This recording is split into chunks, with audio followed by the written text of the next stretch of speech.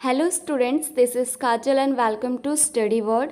आज मैं आपको एक छोटी सी स्टोरी सुनाऊंगी, बट उससे पहले हम छोटा सा डिस्कशन करेंगे। जैसा कि आप सभी जानते हैं, एक ह्यूमन को सर्वाइव करने के लिए food, water, shelter, cloth, air, इन सब की नीड्स होती है। Without this thing a human can not survive. ये 5 थिंग्स ह्यूमन के लिए इम्पॉर्टेंट तो है ही, बट फूड का अपना ही अलग रोल है। खाने का नाम सुनते ही आपके माइंड में बहुत सारी चीज़ें घूमने लगी होंगी। सुबह से लेकर रात तक आप पता नहीं कितनी सारी चीज़ें खाते होंगे, और सारी चीज़ें आपके माउथ से एंटर करके स्टोमक में चली जाती है, और फिर कुछ टाइम बाद वही फूड डाइजेस्ट हो जाता है। स्टोमक में लार्ज इंस्टेटाइन, स्मॉल इंस्टेटाइन फूड को डाइजेस्ट करने में हेल्प करते हैं। बट कभी आपने ऐसा सोचा है कि सारी चीज़ें सबसे पहले किसे पता चली होगी?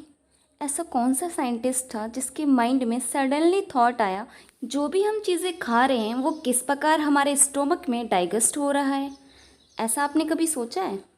तो मैं आज आपको उस साइंटिस्ट के बारे में बताने वाली हूँ, और ये एक छोटी सी स्टोरी है। इस स्टोरी का नाम है अ स्टोमक विथ विंडो। तो लेट स्टार्ट आवर स्टोरी।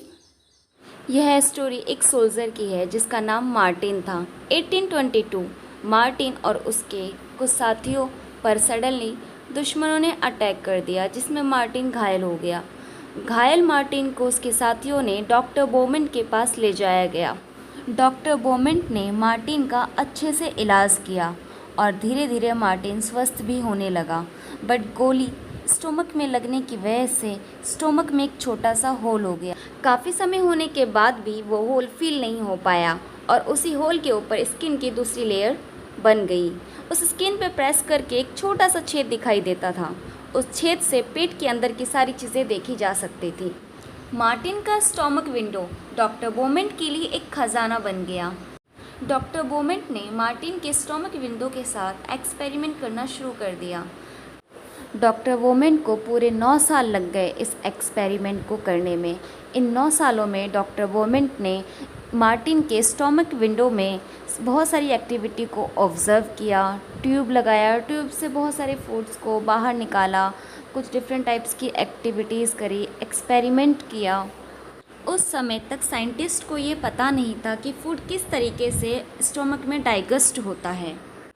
क्या डाइजेस्ट जूस का काम फूड को डाइजेस्ट करना, फूड को सॉफ्ट और वेट में कन्वर्ट करना ही है? इन सारे सवालों का जवाब डॉक्टर वोमेंट ढूंढना चाह रहे थे। इसके लिए उन्होंने एक एक्सपेरिमेंट किया। एक्सपेरिमेंट के दौरान उन्होंने एक ट्यूब मार्टिन के स्टोमक विंडो में लगा दिया और कुछ डाइजेस्टिव जूस निकाल कर एक गिलास में रख दिया।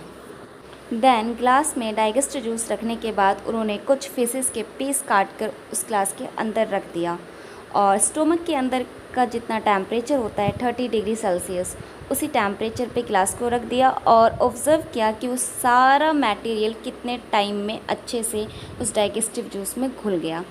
तो सुबह 7:30 क्लॉक पे उन्होंने ये सारी चीज़ें रखी थी, और दोपहर के 2:30 बजे तक देखा कि वो सारा का सारा फ़िश अच्छी तरीके से घुल चुका है। ऐसे ही बहुत सारे एक्सपेरिमेंट डॉक्टर वोमेंट द्वारा किए गए।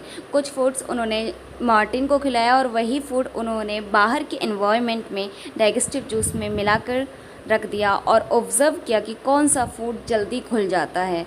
तो इस टेबल में आप देख सकते हैं, इस टेबल में आप देख रहे होंगे कि स्टोमक में फूड बहुत जल्दी डाइजेस्ट हो रहा है, जबकि गिलास के डाइजेस्टिव जूस में फूड को घुलने में बहुत ज़्यादा टाइम लग रहा है।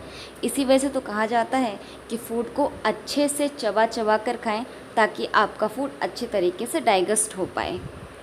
डॉक्टर वोमेंट ने यह भी ऑब्ज़र्व किया कि जब मार्टिन परेशान रहते थे, दुखी रहते थे, तब भी उनका फूड अच्छी तरीके से डाइजेस्ट नहीं हो पाता था। इसलिए हमें हमेशा खुश रहना चाहिए, और जितना ज़्यादा हमारा बॉडी मूवमेंट करेगा, हमारा फूड उतना ही अच्छी तरीके से डाइजेस्ट होगा। डॉक्टर वोमेंट के इस एक्सपेरिमेंट ने डाइजेस्टिव मिस्ट्री को सॉल्व कर दिया, और इनके एक्सपेरिमेंट को दुनिया के सभी साइंटिस्टों ने सराहाया। अब आपके माइंड में एक क्वेश्चन आ रहा होगा कि मार्टिन के स्टोमक में अगर छेद हो गया तो क्या वो पूरे टाइम बिस्तर पे ही लेटे रहते थे? नहीं, वो एक नॉर्मल लाइफ जी रहे थे। उन्होंने सारे काम किए, जो एक नॉर्मल इंसान करता है, और डॉक्टर वोमेन की हेल्प भी करी उनके एक्सपेरिमेंट में। तो आपको ये स्टोरी कैसी लगी, स्टोमक विद अ विंडो? अगर आप डॉक्टर वोमेन की जगह होते तो आप मार्टिन के स्टोमक विंडो के साथ क्या क्या एक्सपेरिमेंट करते? अपने व्यूज़ कमेंट बॉक्स में ज़रूर लिखें।